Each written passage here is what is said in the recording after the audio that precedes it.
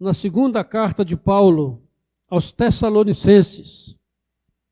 Segundo a Tessalonicenses, no capítulo 2. O texto no qual se baseia a palavra que Deus tem para o nosso coração nessa noite. Segunda carta de Paulo aos Tessalonicenses, capítulo 2. Amém? Diz assim a palavra do Senhor. Irmãos, no que diz respeito à vinda do nosso Senhor Jesus Cristo e à nossa reunião com Ele, nós vos exortamos a que não vos demovais da vossa mente com facilidade, nem vos perturbeis, quer por espírito, quer por palavra, quer por epístola, como se procedesse de nós, supondo tenha chegado o dia do Senhor. Ninguém, de modo nenhum, vos engane, porque isso não acontecerá sem que primeiro venha a apostasia e seja revelado o homem da iniquidade, o filho da perdição, o qual se opõe e se levanta contra tudo que se chama Deus ou é objeto de culto, a ponto de assentar-se no santuário de Deus, ostentando-se como se fosse o próprio Deus. Não vos recordais de que ainda convosco eu costumava dizer-vos estas coisas? E agora sabeis o que o detém, para que ele seja revelado somente em ocasião própria. Com efeito, o mistério da iniquidade já opera, e aguarda somente que seja afastado aquele que agora o detém. Então será de fato revelado o iníquo, a quem o Senhor Jesus matará com o sopro da sua boca, e o destruirá pela manifestação da sua vinda. Ora, o aparecimento do iníquo é segundo a eficácia de Satanás, com todo o poder e sinais e prodígios da mentira, e com todo engano de injustiça aos que perecem, porque não acolheram o amor à verdade para serem salvos. É por esse motivo, pois, que Deus lhes manda a operação do erro, para darem crédito à mentira, a fim de serem julgados todos quantos não derem crédito à verdade. Antes, pelo contrário, se deleitaram com a injustiça. Entretanto, devemos sempre dar graças a Deus por vós, irmãos amados, pelo Senhor, porque Deus vos escolheu desde o princípio para a salvação, pela santificação do Espírito e fé na verdade, para o que também vos chamou mediante o nosso Evangelho, para alcançardes a glória de nosso Senhor Jesus Cristo. Assim, pois, irmãos, permanecei firmes e guardai as tradições que vos foram ensinadas, seja por palavra, seja por epístola nossa. Ora, nosso Senhor Jesus Cristo mesmo, e Deus, o nosso Pai, que nos amou e nos deu eterna consolação e boa esperança pela graça, console o vosso coração e vos confirme em toda boa obra e boa palavra. Amém. No domingo passado nós falamos aqui sobre um aspecto da segunda vinda de Jesus Cristo, que é conhecido no nosso meio como o arrebatamento da igreja. E mostrando que o ensino que é mais espalhado, mais conhecido dentro da igreja evangélica no Brasil, é o ensino errado. É o ensino que não tem base bíblica. O ensino de que a igreja será tirada da terra antes da tribulação. Esse é o ensino que corre por aí, que muitos de nós já aprendemos, mas carece de toda a base bíblica, esse ensino. E está gerando uma igreja indiferente, alienada, uma igreja que transmite uma falsa esperança para os seus membros. Uma igreja que só está esperando sair desse mundo. E se você tiver curiosidade, essa mensagem está nas redes sociais aí da igreja. Mas hoje eu quero continuar falando sobre essa questão da segunda vinda de Jesus. Por ser uma doutrina bíblica e por ser uma doutrina fundamental da fé cristã. Se você tirar a doutrina da segunda vinda de Jesus, você corta o cristianismo, você tira a esperança do cristianismo, você tira o poder do cristianismo, porque a volta de Jesus é algo que está muito claro na Bíblia, muito enfatizado, mas apesar disso, na verdade é um assunto que é pouco tratado na igreja. Às vezes, talvez muito raramente, você ouça uma mensagem sobre essa questão da segunda vinda de Jesus. Ou, quando ouve, talvez ouça de uma maneira errada, equivocada, não bíblica, porque tem muito disso aí. E o resultado é que os cristãos estão vivendo vidas sem esperança, vidas alienadas, sem alegria, sem expectativa de nada, apenas subsistindo e talvez mais interessados na vida aqui e agora, e não na vida eterna, e não da eternidade com Deus. Estão mais preocupados em desfrutar do bom e do melhor que essa vida pode nos dar. Então esse é um problema que precisa ser enfrentado pela igreja, porque é um assunto de extrema relevância e importância para a nossa fé. Na primeira vinda, Jesus veio como Salvador daqueles que o Pai lhe deu. Na segunda vinda, Jesus virá como juiz daqueles que rejeitaram o Evangelho da graça. Então, é uma diferença fundamental para a gente se situar. A igreja de Tessalônica, ela nasceu no meio de uma perseguição e alguns membros dessa igreja foram mortos logo no início. Por isso, na carta anterior, no capítulo que nós lemos, Paulo orientou a igreja a respeito daqueles que haviam morrido, o que ia acontecer com eles na vinda de Jesus, e nós tratamos desse assunto. Agora, nesse texto que nós lemos aqui de 2 Tessalonicenses, a gente vê que ainda havia muita dúvida, ainda havia muitos questionamentos naquela igreja a respeito da segunda vinda de Jesus Cristo. E não diferente do que ocorre nos nossos dias. Como eu já disse, né? Na maioria das vezes as pessoas estão com a expectativa errada a respeito da segunda vinda de Jesus. Vamos ver o que o texto da palavra de Deus nos mostra nessa noite. Vejam aí os versículos 1 e 2, quando Paulo roga aos Tessalonicenses que eles não se deixem levar por qualquer ensino, por uma suposta profecia, por uma palavra, ou mesmo por uma carta como se fosse dele. Que aquela igreja pudesse estar alerta contra esse tipo de ensino, supondo que o dia do Senhor já tivesse chegado. Esse era o problema. Eles achavam que Jesus já tinha voltado ou já tinha acontecido alguma coisa, porque estava esperando que Jesus viesse antes, né? Ele não veio. E a gente nota aqui nesses versículos que Paulo equipara a vinda de Jesus, a parousia. E toda vez que você vê essa palavra vinda, é a mesma palavra traduzida, parousia, que significa manifestação, a vinda de Jesus. E Paulo aqui então equipara a vinda de Jesus com a nossa reunião com ele. Versículo 1. A nossa reunião com ele com o dia do Senhor.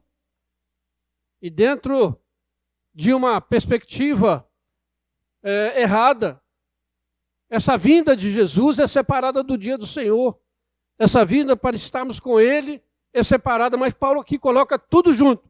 A vinda do Senhor, a nossa reunião com ele e o dia do juízo final é uma coisa só.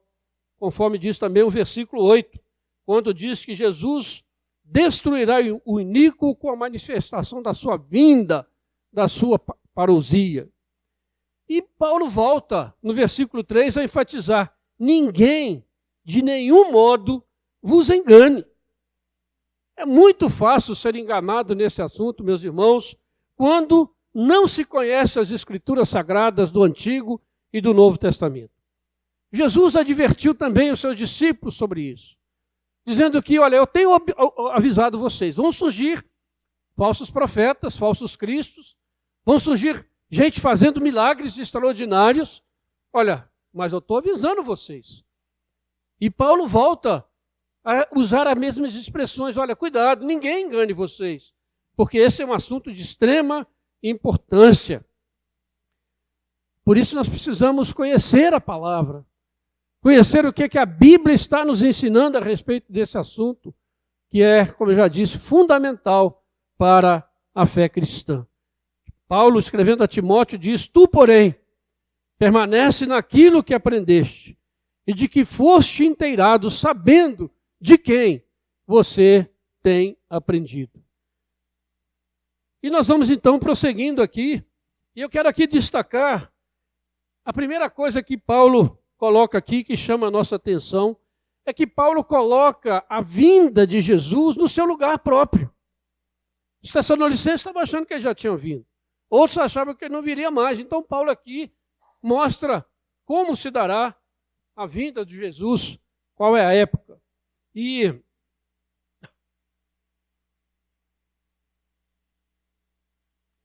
aqui nós vemos que Paulo falando, olha, o Senhor Jesus não virá sem que antes venha a apostasia e seja revelado o homem da iniquidade.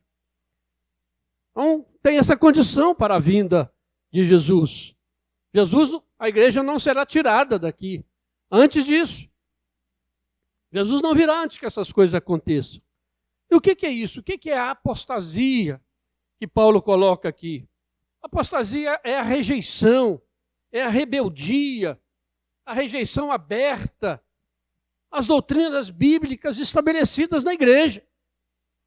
É quando se começa a ensinar coisas novas, supostas novas revelações. E isso é muito comum hoje no meio do movimento apostólico, onde homens se revestem de uma autoridade para trazerem novas revelações à igreja. Isso chama-se apostasia, porque se afasta da revelação bíblica, daquilo que já está estabelecido na igreja há séculos e há milênios. Isso é apostasia, irmãos. E se você tem percebido, é o tempo que nós estamos vivendo. Não virá essa apostasia já está aí. É certo que a história da igreja é cheia de apostasias, de tempos de apostasia. Mas em todos estes tempos ela foi combatida. Deus levantou homens, servos fiéis, dedicados, que combateram estas heresias que surgiram e levaram a igreja de volta ao rumo, ao caminho certo. Então não é novidade. Mas se você notar, Paulo fala aqui de apostasia, é uma apostasia específica. Não é uma apostasia, é a apostasia que virá. E parece que a apostasia que nós estamos vivendo é a maior de todos os tempos. Não sei se você já percebeu isso. Ela atinge o mundo inteiro. Então, essa apostasia está espalhada em todo o globo terrestre. E, como disse alguém nunca antes na história da igreja, alguém se julgou digno de ser chamado apóstolo. Olha a história da igreja, ninguém. Mas nos últimos tempos nós estamos surgindo apóstolos. E não apenas apóstolos. O nome tem que ser adjetivado, porque cada um quer ser maior do que o outro. É apóstolo primaz, é apóstolo patriarca, é apóstolo isso, apóstolo aquilo. Cada um mostrando o seu ego, sua vaidade, quer ser mais importante. Uma coisa terrível, meus irmãos. Quando você vê isso acontecendo dentro da igreja. E por último, aparecem as apóstolas, que é o absurdo dos absurdos. Então nós estamos vivendo esse tempo. Um tempo de apostasia dentro da igreja do Senhor. E por isso, o apóstolo Paulo, abra aí na sua Bíblia um pouquinho para frente, aí na segunda carta que Paulo escreveu a Timóteo, no capítulo 4, ele foi muito enfático ao falar sobre isso. 2 Timóteo 4, verso 1 em diante diz: conjuro-te perante Deus e Cristo Jesus, que há de julgar vivos e mortos, pela sua manifestação e pelo seu reino. Prega a palavra, insta, quer seja oportuno, quer não, corrige, repreende, exorta com toda a longanimidade e doutrina, pois haverá tempo em que não suportarão a sã doutrina. Pelo contrário, cercar-se-ão de mestres, segundo as suas próprias cobiças, como que sentindo coceira nos ouvidos, e se recusarão a dar ouvidos à verdade, entregando-se às fábulas. Irmãos, que palavra do apóstolo Paulo, direta para os nossos dias. Pessoas estão preferindo ouvir contos, fábulas, do que ouvir a palavra de Deus. Algo terrível está acontecendo. Mas Paulo fala, olha, Jesus não virá sem que primeiro venha a apostasia e seja revelado o homem da iniquidade. Ele é muito específico. E aqui é uma citação lá de Daniel, capítulo 11, quando se fala do aparecimento desse iníquo, desse homem. E Apocalipse 13 chama essa pessoa da besta que emerge do mar. E juntamente com ele há uma besta que emerge da terra, que é um falso profeta. E nós vamos ver então a junção da religião com a política. Presta atenção. Presta atenção. E isso nunca deu certo na história. Quando religião se mistura com política. O anticristo será um governante político. E ao lado dele estará um profeta. Uma religião universal. E exercendo grande poder. Grande poder. Porque Paulo fala aqui, o mistério da iniquidade já opera. O mistério da iniquidade já está presente no mundo. Atuando contra tudo aquilo que a palavra de Deus ensina, tudo aquilo que se refere ao cristianismo, está sendo atacado vergonhosamente nos nossos dias. Os valores da Bíblia, da família, da fé cristã. Estão vendo isso dentro das nossas casas, irmãos, todos os dias. Há uma orquestração maligna contra o Evangelho e contra a igreja. E o triste é que vai piorar. E devemos estar preparados para isso. Veja aí, homossexualismo, ideologia de gênero, transgênero, casamento entre pessoas do mesmo sexo, rejeição da autoridade bíblica nas próprias igrejas, desprezo pela vida humana, desprezo pelo dia do Senhor, os divórcios explodindo dentro das igrejas, e muito mais. São manifestações do maligno, desta apostasia, dessa manifestação maligna, desse espírito maligno que está atuando no nosso mundo.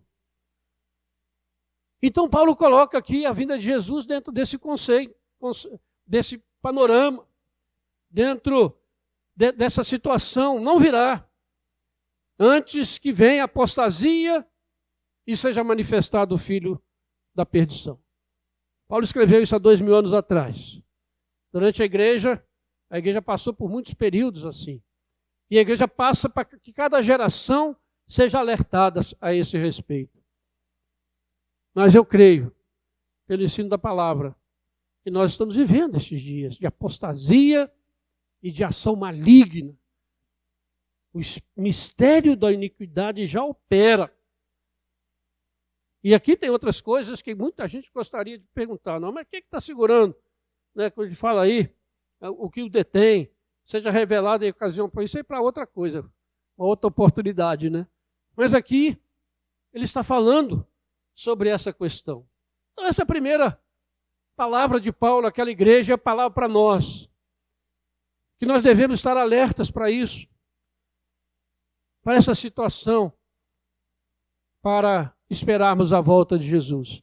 Mas uma segunda coisa que o apóstolo Paulo coloca aqui é uma palavra para os amantes do pecado, para aqueles que não acolhem a verdade, que não querem ouvir a verdade bíblica.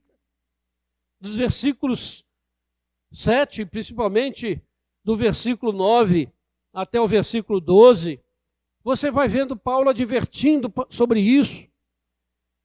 Ele diz que o espírito, o mistério da iniquidade já opera, no versículo 9. O aparecimento do iníquo é segundo a eficácia de Satanás, com todo o poder, sinais e prodígios da mentira. Prodígios da mentira. Parece contradição. Na sociedade que nós vivemos, em que as pessoas querem ver prodígios, querem ver milagres. E alguém pode dizer, mas existe milagre, prodígio que é da mentira? O Senhor Jesus falou sobre isso, irmãos. Eu já disse. E Paulo volta a advertir. Nos tempos do fim, vão surgir gente poderosa para fazer coisas espantosas. Aquela besta que emerge da terra vai fazer uma estátua falar. Vai curar o anticristo de uma doença incurável. Isso vai carregar muita gente atrás, gente que está procurando sinais hoje. Vede que ninguém vos engane, diz o apóstolo. Hoje a gente vê uma grande enganação sobre milagres. Encenados em todos os lugares. E às vezes não acontece nada, mas as pessoas estão querendo saber onde tem um milagre para eu ir lá. Agora você imagina quando isso começar a acontecer verdadeiramente. E qual vai ser o critério? Qual vai ser o critério? Para a gente saber, para a gente se situar, para nós como igreja, estarmos seguros. Irmãos, as pessoas hoje estão dizendo o seguinte, olha, não importa o que está ensinando, não importa é a bênção. Não importa se a pessoa está falando bobagem ou ensinando bobagem, o importa é a bênção. O espiritismo, o catolicismo romano dizem que gente morta faz milagre, cura as pessoas. Mesma coisa. E a gente corre para isso. E você vê pessoas dizendo, olha, aconteceu isso.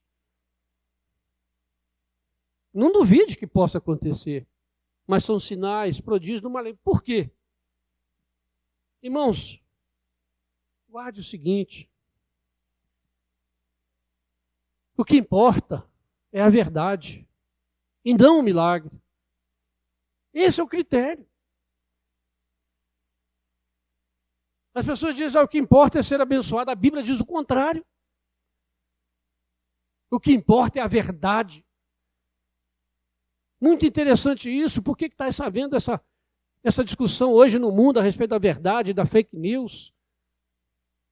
É por causa disso. O critério da gente discernir as coisas é a verdade. E onde está essa verdade? A verdade é Jesus Cristo e está aqui revelada na palavra dele. Então, o critério que você tem para avaliar qualquer coisa não é se acontecer um grande milagre, porque vai acontecer, está dizendo aqui. Mas são prodígios da mentira, porque não ensinam a verdade, não glorificam a Deus, não exaltam o nome do Senhor, pelo contrário, exaltam o nome do milagreiro, do poderoso, que recebe toda a glória. Então guarde isso. O critério não é o benefício. Alguém pode dizer, olha, essa é uma palavra dura mesmo. Poxa, fulano foi curado de um câncer, de uma doença terminal, estava sofrendo tanto. E foi lá não sei aonde e foi curado. Mas o que lá não sei aonde, o que estava ensinando lá? Era a verdade? A verdade bíblica ou não? Porque não vale a pena. Porque se você continuar lendo aí no texto que nós lemos, porque a pessoa pode ser curada, mas a eternidade será muito dura. E por que esse comportamento, irmãos, das pessoas estarem atrás disso, sem discernir a verdade? Vejam bem o que a Bíblia diz. Versículo 10 e 11. Eles fazem isso com todo engano da injustiça aos que perecem, porque não acolheram o amor à verdade para serem salvos. E por esse motivo, Deus lhes manda a operação do erro para darem crédito à mentira. Irmãos, quando eu leio isso, eu fico apavorado. Eu tremo. A seriedade de Deus. Deus não se brinca. As pessoas vão ouvindo tanto mentira, vão correndo atrás de tantas coisas, que chega um ponto que Deus pede a paciência com eles. É incrível isso. Deus manda uma operação do erro. O que é essa operação do erro? Se você ler em Romanos, capítulo 1, versículo 32, diz o seguinte: ora, conhecendo eles a sentença de Deus, de que são passíveis de morte os que tais coisas fazem, não somente as fazem, mas também aprovam os que assim procedem.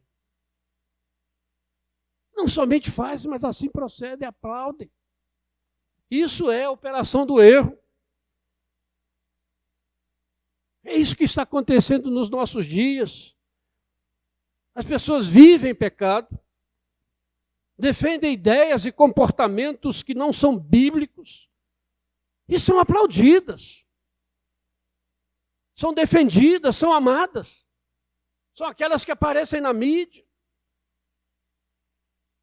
A operação do erro.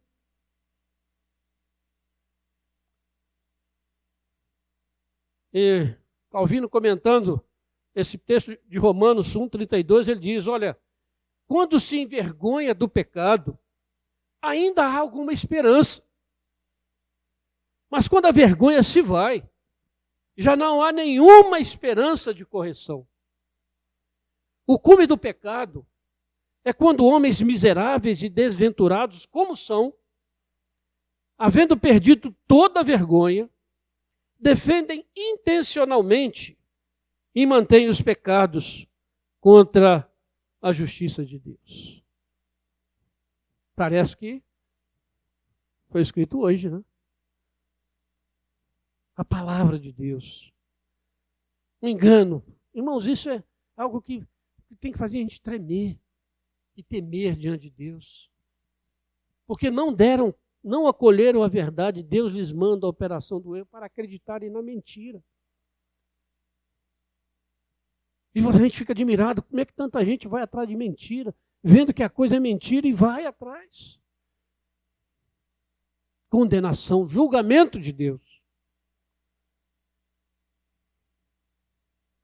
Porque não reconhecem a glória de Deus.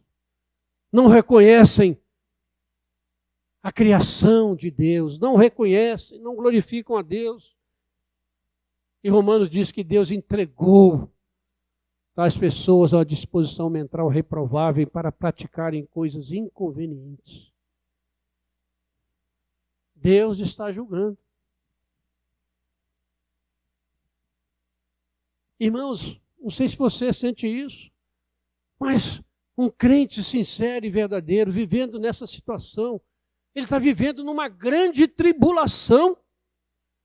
Quando a Bíblia fala em grande tribulação, a gente está pensando só em perseguição, em morte, em apanhar, perseguição física. Mas a verdade que nós estamos vivendo hoje é a grande tribulação. Porque ser cristão hoje é ser atribulado. É sentir vergonha, é ser incomodado, ficar indignado com o que esse mundo está fazendo com Jesus, como é que esse mundo está tratando a verdade bíblica, como é que esse mundo está desprezando o Deus Criador e nós que somos filhos desse Deus, que fomos remidos pelo sangue de Jesus, nos sentimos massacrados, perseguidos, atribulados. Por isso, nós podemos dizer que a grande tribulação já está também acontecendo. Será pior. Mas você está vivendo isso, nós estamos vivendo isso. se nós somos cristãos sinceros e queremos viver segundo a palavra de Deus. E no versículo 12, Paulo fala a estas pessoas que, para darem crédito à mentira, a fim de serem julgadas aqui a fim de serem condenadas, todos quantos não deram crédito à verdade, antes, pelo contrário, se deleitaram com a injustiça, ou se deleitaram com a falta de retidão diante de Deus. Falta de retidão diante de Deus. Se deleitam com aquilo que está contrário à palavra de Deus. Irmãos, dias de tribulação, dias de trevas, estamos vivendo sobre a face da terra. E dentro das igrejas, dias que a Bíblia já não é mais a revelação final e absoluta de Deus. Dias em que a Bíblia é aberta apenas como pretexto. Terrível. Paulo então diz, olha, Jesus virá quando houver tribulação. Estamos vivendo. Quando se manifestar o homem da iniquidade, o espírito dele já está agindo aí nesse mundo. Quando ele virá, nós não sabemos, porque a Bíblia é muito específica, é uma pessoa que virá. Olhe para o mundo. Os líderes do mundo hoje são as pessoas mais ridículas que você pode imaginar. Mais incapazes são os grandes líderes das potências mundiais. Prontos a apertar um botãozinho e provocar uma guerra. Crianças. Mas o Paulo ainda depois fala daqueles que estão rejeitando a verdade. Um alerta para nós. Quando nós não queremos ouvir aquilo que a palavra de Deus nos diz, meu, a situação se torna muito complicada. A advertência é muito clara. Mas uma terceira coisa que o apóstolo Paulo coloca aqui, que chama a nossa atenção, é que ele rende graças a Deus por aqueles que são salvos. Aleluia. Sobrou alguma coisa boa, né?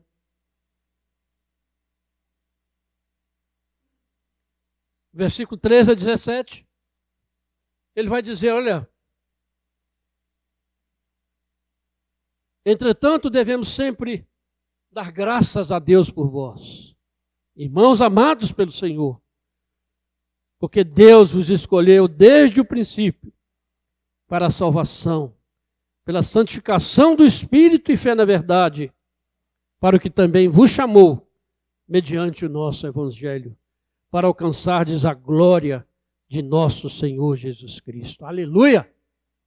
No meio dessa situação toda, irmãos, desse caos, desse mundo ímpio, dessa rejeição das coisas de Deus, Deus tem um povo eleito, escolhido, separado por Ele. Vejam bem, Deus os escolheu desde o princípio para a salvação. Uma referência clara à eleição de Deus, que vem do Senhor. E esses que são escolhidos pelo Senhor no tempo são chamados pelo Evangelho. Por meio da ação do Espírito Santo que regenera, que faz a pessoa nascer de novo. E dessa maneira ele crê no Evangelho de Jesus Cristo. Graças a Deus por vocês, que estão resistindo, que não estão se deixando levar por essa corrente maligna que está no nosso mundo, mas é que vocês estão apegados à verdade. Não pelos nossos méritos, mas porque o Senhor nos escolheu em Cristo Jesus para sermos testemunhas dele nesse mundo. E por isso precisamos mostrar a diferença. O Luciano mencionou a lição da manhã, a palavra do pastor Jefferson hoje pela manhã, muito abençoada, enfatizando a mesma coisa, e não sabia, ele nem sabia o que ele ia pregar, e nem ele o que ia pregar. Nós precisamos ter a nossa identidade como família, como igreja. Somos diferente disso que está aí. Deixar que a palavra de Deus molde o nosso caráter. E não ir na ideia de qualquer um que aparece aí. E hoje nós vemos essa polarização. Esquerda, direita, xingando, batendo, ofendendo, fazendo que o cristão está acima dessas coisas. Porque ele pertence a um povo eleito, o reino de Deus não é desse mundo. Nós podemos ter as nossas convicções e posições, mas acima de tudo nós precisamos mostrar quem nós somos como cristãos. E a gente vê, irmãos, aqui, como é que o agir de Deus com os seus eleitos é diferente do agir de Deus contra os pecadores que não se arrependem. Os versículos anteriores e estes versículos mostram claramente a diferença. E aqui é preciso ser dito alguma coisa para tirar qualquer dúvida. Aqueles que resistem à verdade, resistem não porque não são eleitos, resistem porque são ímpios e não glorificam a Deus. Aqueles que glorificam a Deus, o são pela graça e misericórdia do Senhor. Então precisa ficar claro. Aqueles que estão rejeitando porque querem rejeitar. Ímpios. E aqueles que são salvos pela graça de Deus. E por isso, irmãos, nós como crentes, nós devemos ter um coração grato a Deus por essa maravilhosa e merecida graça que nos alcançou em Jesus Cristo.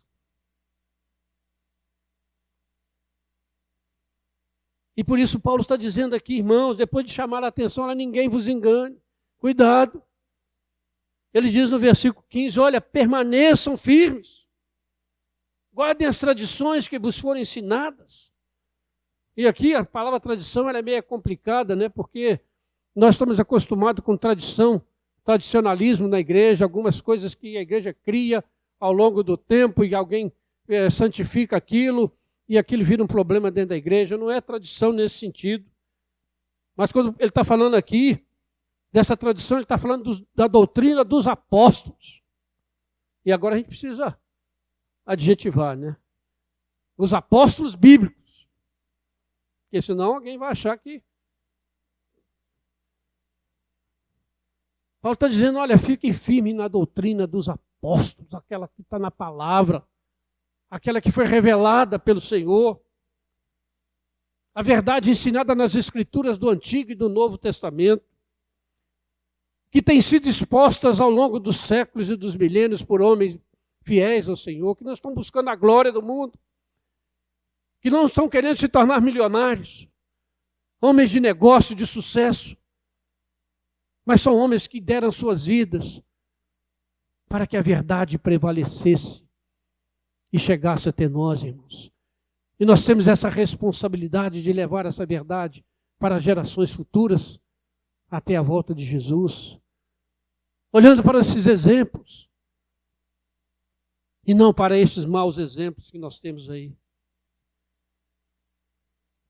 E Paulo então termina esse capítulo, nos versículos 16 e 17.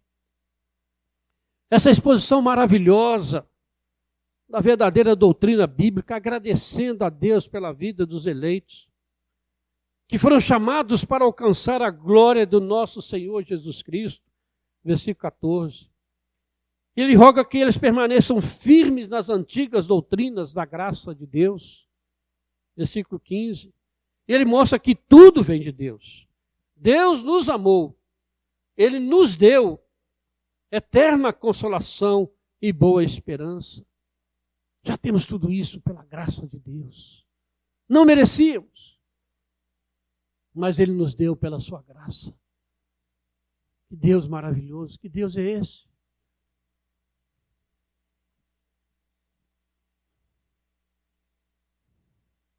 E ele pede, no versículo final, que Jesus e Deus Pai console o nosso coração e nos confirme em toda boa obra e boa palavra.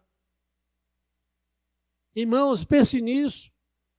No meio dessa tribulação que nós estamos vivendo, dessa apostasia da igreja, dessa rejeição do mundo às verdades bíblicas,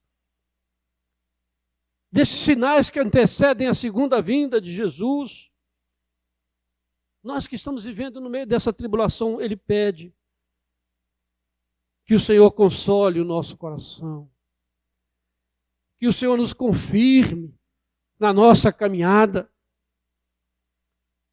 E eu tenho certeza que o Senhor responde à oração dele. E Ele nos sustenta. E nós caminhamos dessa maneira, firmes e seguros nas mãos do Senhor. Irmãos, é um texto extremamente difícil da palavra de Deus. Difícil para pregar. E eu termino essa exposição dessa palavra emocionado com a revelação bíblica. E eu fico pensando como alguém pode ir atrás de outras revelações tão michurucas, tão pequenas, tão sem sentido, diante de uma revelação tão grandiosa como essa.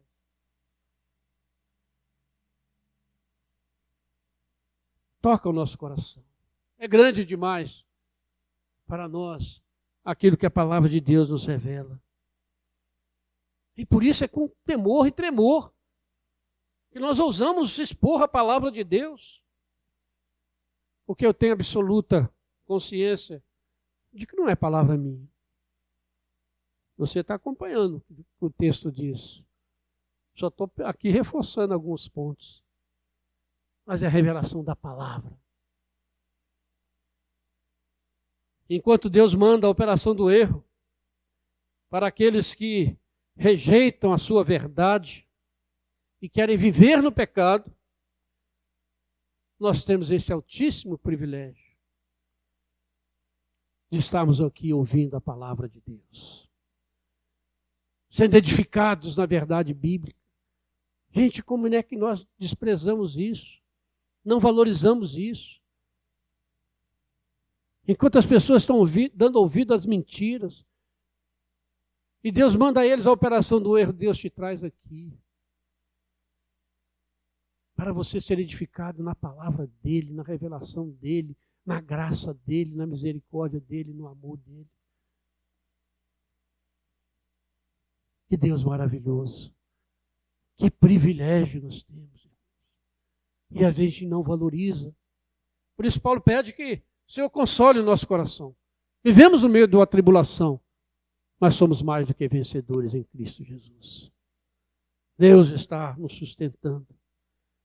E por isso eu quero convidar você a abrir a sua Bíblia em Apocalipse, capítulo 7. Apocalipse 7.